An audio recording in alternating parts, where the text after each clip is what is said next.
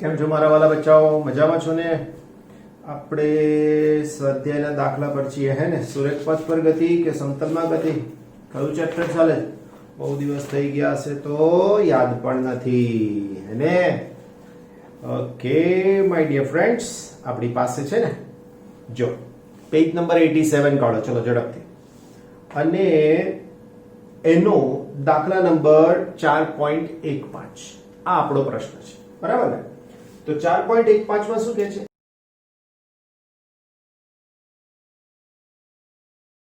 એક લાંબા હોલની છત 25 મીટર ઊંચી છે, એટલે h height is equal to 25 meter, right? 40 meter પ્રતિ સેકન્ડની ઝડપથી દડાને ફેંકવામાં આવે છે. v0 બરાબર 40 મીટર પર સેકન્ડ, રાઈટ? આવેલ દડો છતને અથડાયા વગર પસાર થઈ શકે તે માટે તે રીતે કેટલું મહત્તમ સમક્ષિતિજ અંતર કપાશે? ધેટ મીન્સ r મેક્સિમમ જોઈએ છે મને, રાઈટ? હવે મારી પાસે સમક્ષિતિજ અંતર, તો એનું સૂત્ર જો હું તમને કહું, r is equal to, તો સૂત્ર છે v0 square sin 2 theta 0 upon g, આવું સૂત્ર છે. હવે આમાંથી v0 તો છે મારી પાસે, થીટા સોરી g તો નક્કી છે 9.8, થીટા 0 નથી એ મારે પહેલા શોધવાનો પ્રોગ્રામ બનાવવો પડે. એના માટે મારી પાસે h ની વ્યવસ્થા છે, તો અહીંયા લખી શકીએ મહત્તમ ઊંચાઈ h is equal to v0 square sin square theta upon g, હે ને? હવે આમાંથી મને શેનું સૂત્ર જોઈશે? તો કે sin square theta, રાઈટ? તો sin square theta is equal to h into g upon v0 square, right? શું થઈ શકશે? sin square theta, હે ને? તો હવે મારી પાસે sin square theta માં h ની value h is equal to 25, g is equal to 9.8 divided by v0 નો સ્ક્વેર 40 ગુણાકારમાં 40. આ જવાબ તમને જે મળશે તે હશે sin square theta, રાઈટ? માટે sin theta is equal to વર્ગમૂળ લઈ લેજો, એનું તમે વર્ગમૂળ લઈ લેજો, તો એ વર્ગમૂળ તમને મળી શકશે 0.5534, આવું કંઈક મળી શકશે, 0.5534 મળી શકશે. હવે આના ઉપરથી માટે theta is equal two sine inverse 0.5534, બરાબર? આ થીટા શોધવાનો યાદ કરો, લોગ ટેબલમાં ખૂણો કેવી રીતે શોધવાનો તમને શીખવાડ્યું છે તમારા દિવ્યેશ સાહેબ, હે ને? બસ તો પછી આવડી જ જાય આનો જવાબ. તો આનો જવાબ થઈ શકશે theta is equal two 33 degree and 36 minutes, બરાબર? આ તમારો આન્સર. હવે જો મારે અહીંયા કિંમત મૂકવી હોય તો શું કરવાનું? તો અહીં તો મારી પાસે છે 2 થીટા 0, તો હવે મારે શું કરવું જોઈએ? 2 થીટા લખી દો.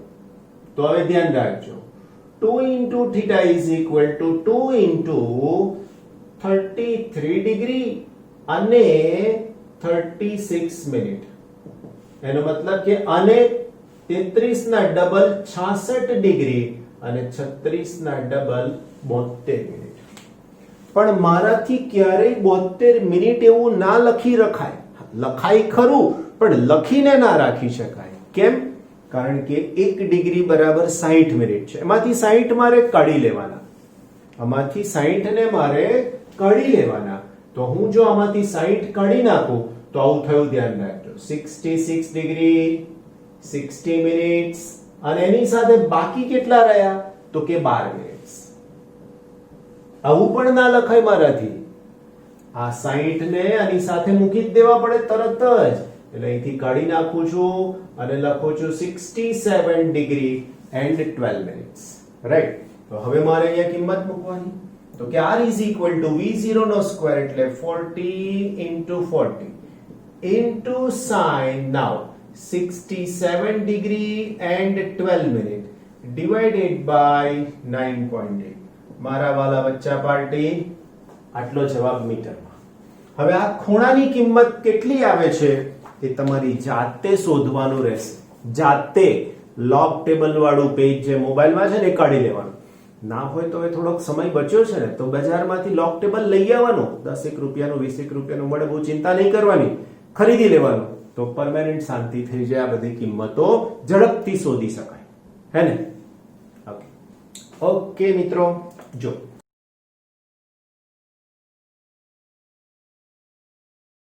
ક્રિકેટનો કોઈ ખેલાડી દડાને 100 મીટર જેટલા મહત્તમ સમક્ષિતિજ અંતર સુધી ફેંકી શકે છે.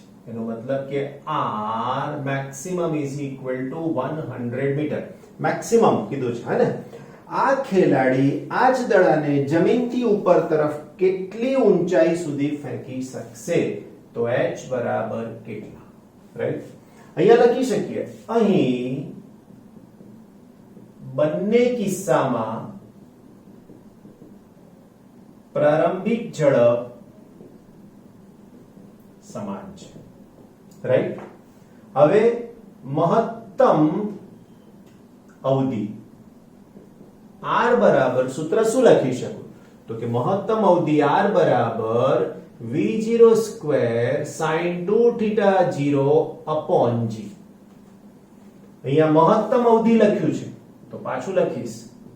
મહત્તમ અવધિ માટે 2 theta 0 is equal to 90 માટે sin 2 theta 0 is equal to 1 થાય.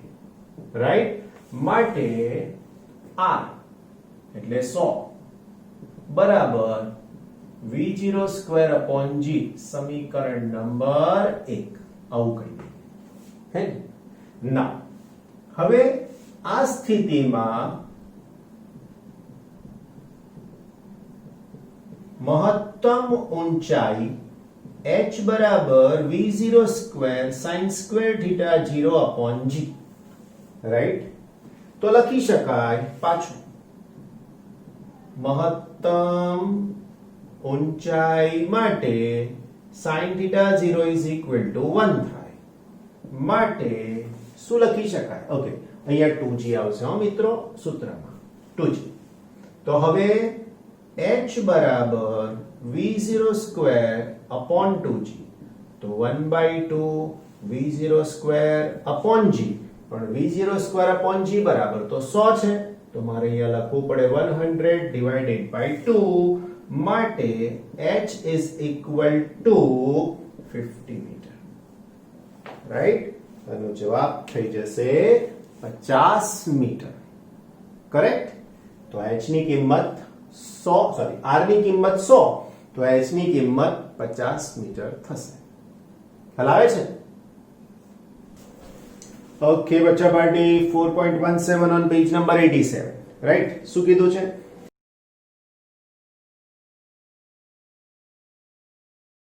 80 સેન્ટીમીટર લાંબા દોરડાના છેડે, એટલે આમ તો દોરડું કીધું છે એટલે હું ત્રિજ્યા અથવા લંબાઈ લખી શકું છું 80 સેન્ટીમીટર.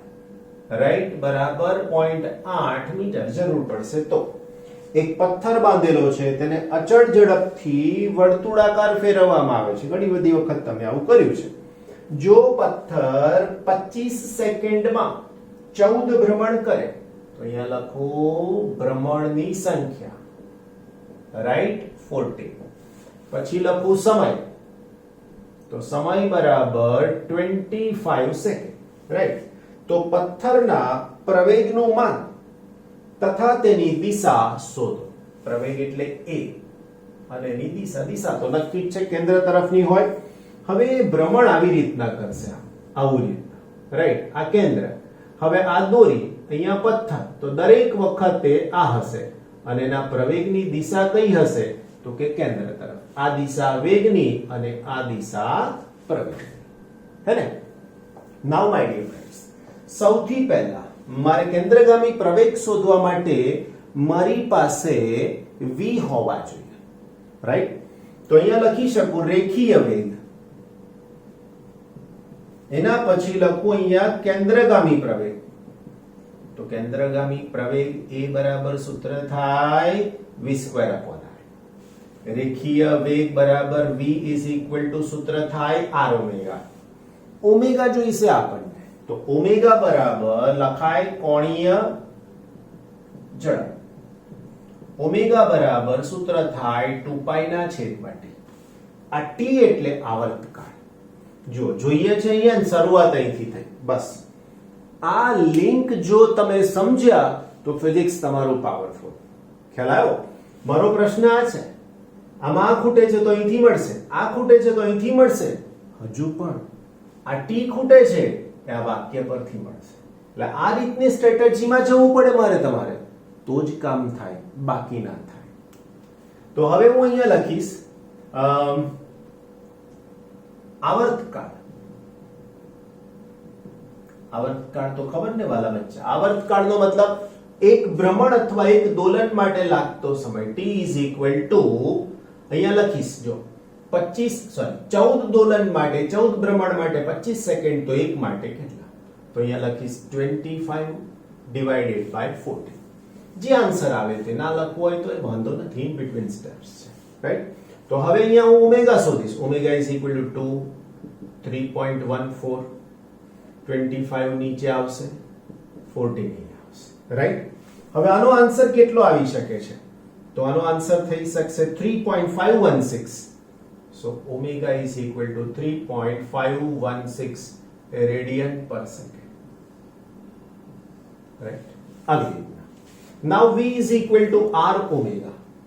r ની વેલ્યુ કેટલી છે? તો કે 0.8, પણ મારે સેન્ટીમીટર ચાલે એમ છે, તો અહીંયા સેન્ટીમીટરમાં લખીશ. એમણે ડાયરેક્ટ સૂત્ર લખવું હોય તો લખી શકાય છે, v is equal to r omega. શોધીને પણ થઈ શકે, આપણે શોધી નાખીએ, ચાલો. v is equal to r omega. r એટલે 80 સેન્ટીમીટર અને એની સાથે ઓમેગા, ઓમેગા એટલે 3.516. આન્સર આવશે સેન્ટીમીટર પર સેકન્ડ. જે વેગ મળે છે એનો વર્ગ કરી દેવાનો, r ની કિંમત અગેન 80 મૂકી દો. અથવા તો એવું ના કરવું હોય, આ પણ ના શોધવું હોય, તો તમે v ની જગ્યાએ r square omega square upon r, તો આ કટ થઈ જાય, તો તમારી પાસે સૂત્ર થઈ જશે r ઓમેગા સ્ક્વેર. તો આ શોધવું પડશે નહીં, આના શોધો તો ચાલે, ગણતરી બે જ આવે, 1 અને 2 માં પૂરું થઈ જાય. તો હવે r ની કિંમત તો 80 છે જ, અને ઓમેગા નો સ્ક્વેર તો 3.516 સ્ક્વેર, તો આ તમારો આન્સર થઈ જશે સેન્ટીમીટર પર સેકન્ડ સ્ક્વેર. અને પાછું છેલ્લે લખવાનું કે કેન્દ્રગામી પ્રવેગની દિશા. હવે કેન્દ્રગામી ના લખવું હોય તો અહીં પ્રવેગની દિશા, કારણ કે પ્રવેગ આના માટે પૂછે છે. પ્રવેગની દિશા એ વર્તુળ માર્ગના કેન્દ્ર તરફની હશે. That's it. ક્લિયર થઈ ગયું બધા વાલાઓને? સમજાઈ ગઈ ને મારી વાત? Okay, very good. 4.18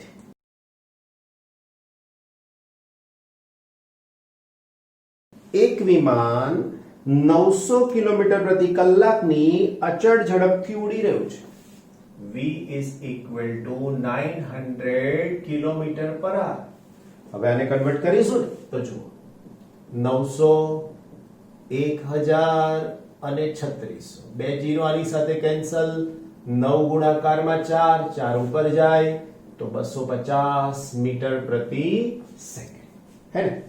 ના, એના પછી 1 કિલોમીટર ત્રિજ્યાનું સમક્ષિતિજ વર્તુળ બનાવે છે.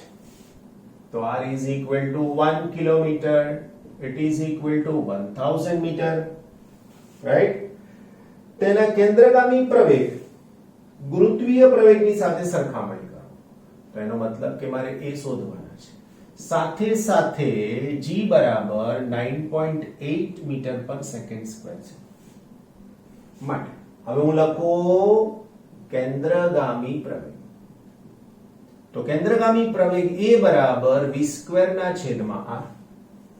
v નો સ્ક્વેર વાલા બચ્ચા પાર્ટી 250 250 ના છેદમાં 1000, રાઈટ? કેન્સલ. હવે 25 ગુણાકારમાં 4 થઈ જાય તો આનો જવાબ 4 વડે ભાગી નાખો. 4 વડે ભાગો એટલે 6 ગુણાકારમાં 4 એટલે 24, રાઈટ? 1 વધશે એટલે 2, હજી બીજા 2 વધશે એટલે 5. એનો મતલબ કે A is equal to 62.5 metre પર સેકન્ડ સ્ક્વેર. જોઈ લો, આટલો બધો પ્રવેગ એને આમ દૂર લઈ જતી દિશામાં છે. કેમ? તો કે આમ વર્તુળ બનાવે છે, રાઈટ? માટે અહીંયા લખીએ કેન્દ્રગામી પ્રવેગ ના છેદમાં ગુરુત્વ પ્રવેગ. તો જવાબ શું થશે?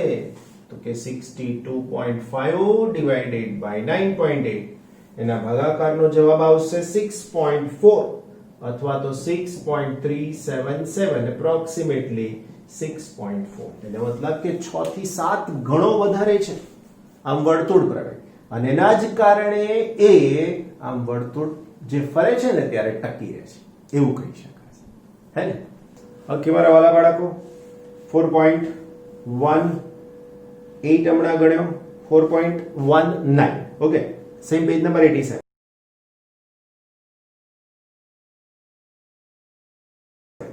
શું કહે છે 4.19 માં? નીચે આપેલ વિધાનોને ધ્યાનથી વાંચો અને કારણ સહિત દર્શાવો કે તે સાચા છે કે ખોટા. નંબર 1, વર્તુળ ગતિમાં કોઈ કણનો ચોખ્ખો પ્રવેગ હંમેશા વર્તુળાકાર પથની ત્રિજ્યાની દિશામાં કેન્દ્ર તરફ હોય છે.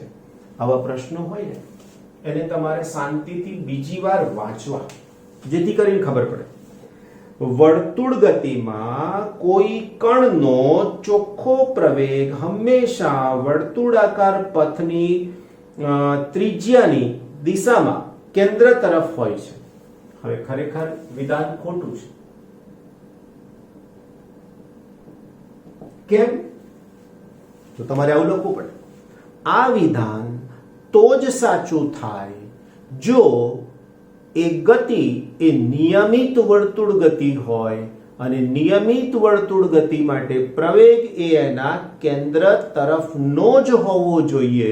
તો જ આ વિધાન સાચું, બાકી આ વિધાન સાચું નથી. રીઝનમાં શું લખીશું કે આપેલ વિધાન તો જ સાચું થઈ શકે કે જો એનો વેગ અચળ હોય અથવા તો તે પદાર્થ નિયમિત વર્તુળ ગતિ કરે. ખ્યાલ આવે છે? તો જ આ વિધાન સાચું, બાકી નહીં. બી કીધું છે આપણને. શું કીધું છે? કોઈ બિંદુ પાસે કણનો વેગ હંમેશા તે બિંદુ પાસેના પથની દિશામાં દોરેલા સ્પર્શકની દિશામાં હોય છે. તો અહીંયા લખાય વિધાન સાચું છે. હવે આ વિધાન કેમ સાચું છે એની પણ વાત કરી દઉં. તો વિધાન એટલા માટે સાચું છે કે વર્તુળ માર્ગે ગતિ કરતા કણ માટે એના સ્પર્શકની દિશામાં જ એનો વેગ હશે, બીજી કોઈ જ દિશામાં નહીં જ હોય. કારણ એ જે તે બિંદુ પાસેનો સ્પર્શક એ જ એના વેગની દિશા દર્શાવે છે માટે. કરેક્ટ? સી, ત્રીજી વાત કરવી છે આપણે. ત્રીજી વાતમાં શું કીધું છે? તો કે નિયમિત વર્તુળ ગતિ કરતા કણ માટે એક પરિભ્રમણ પર લીધેલ સરેરાશ પ્રવેગ 0 હોય છે. એ પણ સાચું છે. તો અહીંયા લખીએ વિધાન સાચું છે. બહુ જ સહેલાઈથી સાબિત કરી શકાય. સાબિતીની આવશ્યકતા નથી, તેમ છતાં પણ તમે સાબિતી આપી શકો એમ છો. શું કહેવાનું? તો કે વર્તુળ ગતિ કરતા કણ માટે પ્રવેગ હંમેશા તેના કેન્દ્ર તરફની દિશામાં હોય છે, પણ કન્ડિશન નિયમિત વર્તુળ ગતિ. હવે આવી ગતિની અંદર હું તમને 3 થી 4 સદિશ બતાવું છું. 1, 2, 3 અને આ 4. હવે 4 ની દાતાના પ્રવેગની દિશા તમે આમ દોરી શકો છો. હવે આ 4 4 સદિશ દોરો ને એટલે સદિશ ચોરસ બનાવે. જોઈ લેજો. અહીંથી એક, આ અહીંથી બીજો, આ અહીંથી ત્રીજો એટલે આ, અહીંથી ચોથું એટલે અહીંથી. થઈ ગયું પહેલું છેલ્લું બિંદુ એક. તો પરિણામી પ્રવેગ 0. આવી રીતના સાબિતી અપાય. તમારે સાબિતી આપવી જરૂરી નથી. તમારે માત્ર એક જ વસ્તુ કહેવાની છે કે કેન્દ્રગામી પ્રવેગ સદિશ છે અને એની દિશા કેન્દ્ર તરફની છે. માટે ત્યાં પરિણામી સદિશ શોધવામાં આવે તો તે શૂન્ય મળે છે. That's it. Clear my dear friend? 4.20 right.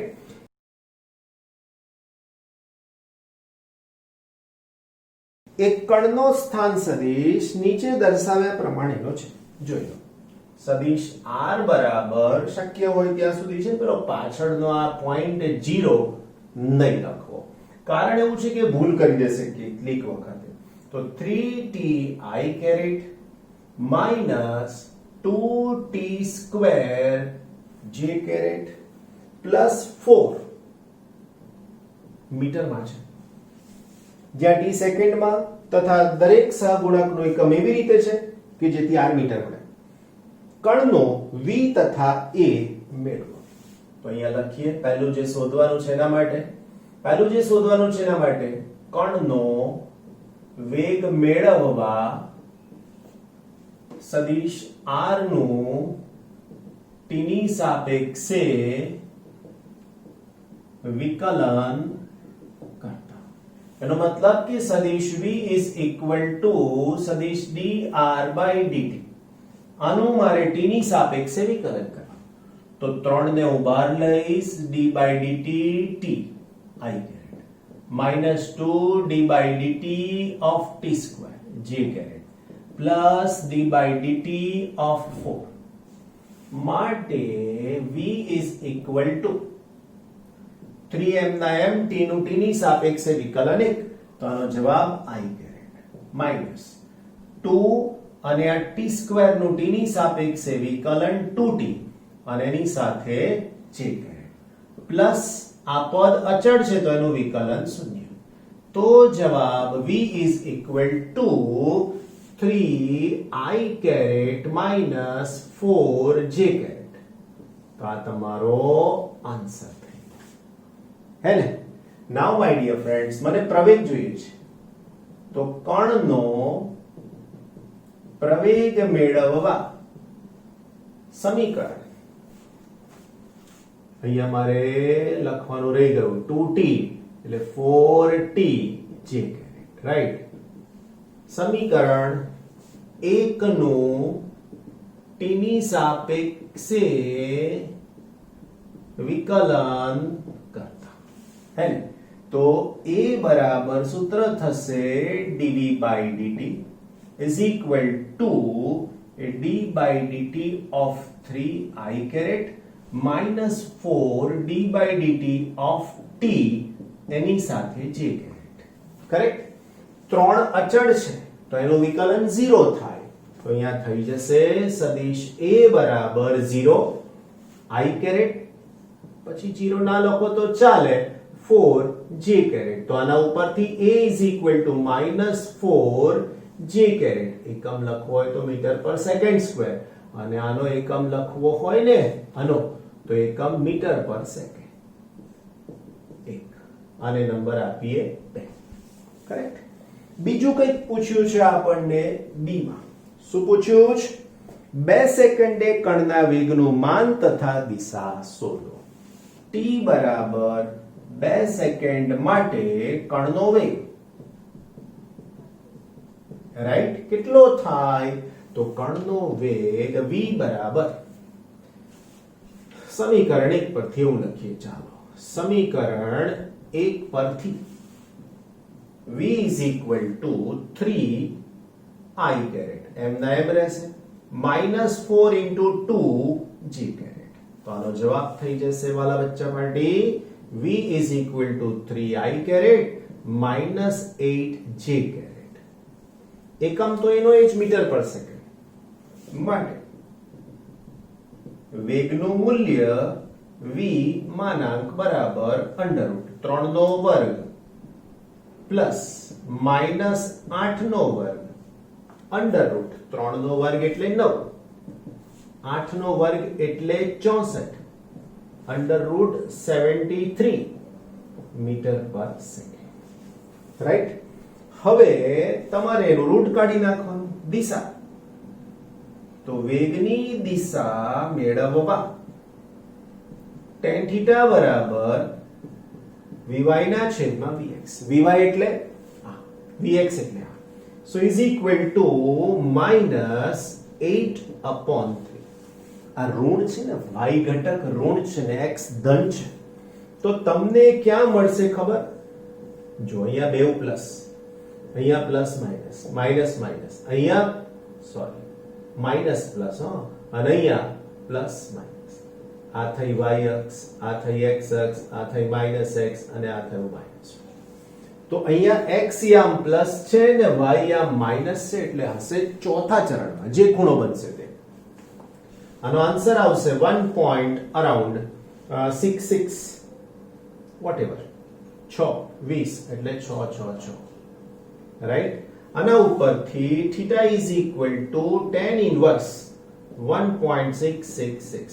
આ માઇનસ અહીંયા નથી લીધા, ફરીથી આ માઇનસ અહીંયા લીધા નથી. લેવા હોય તો લેવાય, કોઈ વાંધો નથી, પણ લોગ ટેબલમાં 0 થી 90 નો જ ખૂણો છે ને એ પહેલું જ ચરણ છે, તો પહેલા ચરણમાં ઓલ બધા જ પ્લસ છે, એટલે નાનો તો ચાલે, બરાબર ને? એટલા માટે હવે આનો ખૂણો તમે શોધી નાખો tan ના ટેબલમાં. પાછું જોવાનું, જો 1 કરતા મોટો છે ખૂણો, આ વેલ્યુ 1 કરતા મોટી છે, 1 પ્લસ 1 પોઈન્ટ, તો 1 કરતા ખૂણો મોટો હોય, સોરી વેલ્યુ 1 કરતા મોટી હોય તો ખૂણો 45 થી વધારે જ હશે. ફરીથી એકવાર, ખૂણો 45 થી વધારે જ હશે એવું આપણે કહી શકીએ છીએ. Get it clear? રાઈટ. તો θ is equal to tan inverse, તો આના માટેનો ખૂણો θ ઇઝ ઇક્વલ ટુ 69.5 ડિગ્રી, અથવા તો θ ઇઝ ઇક્વલ ટુ 69 ડિગ્રી અને 30 ડિગ્રી બંને હોઈ શકે. પણ આ 69 ડિગ્રી બનશે કઈ બાજુ ખબર છે? x અક્ષ સાથે નીચે તરફ, એટલે અહીંયા અહીંયાથી 69.5 ડિગ્રી આવું કંઈક મળશે. x અક્ષથી નીચે તરફ આવું કહી શકાશે, બરાબર ને? ધ્યાનપૂર્વક ફરીથી જોઈ લેજો જો ન ખબર પડી હોય તો. Okay, clear?